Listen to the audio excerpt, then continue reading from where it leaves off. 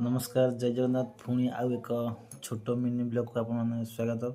बर्तमान चलते देखिए आज है संबुद दशमी आज मोर सब कौन बड़ा गुड़ा है सब देखो ठीक है। चलते आम डेरी न करी पूरा देखिए फटाफट देखिए कौन सब मिठा आयोजन है। चलते मुझे देखो चलते देखी पारे ये जलपी ये फेणी ये छेनापोड़ ये दानादार ये आपको तो केवे खाई थे ये मालपुआ ठीक अच्छे।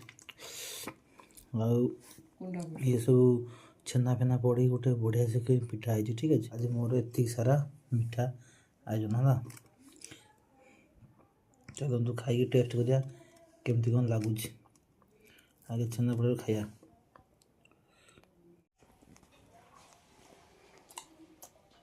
बढ़िया जलपीटा पूरा मस्त है मालपुआ आउ मोर भिडियोटा आज केमती लगे मिनी ब्लॉगटा निहाती भाव कमेंट कर कहे। आपण मानकर समृद्ध दशमी कौन कौन सब बढ़ा है कमेंट निहाती जना।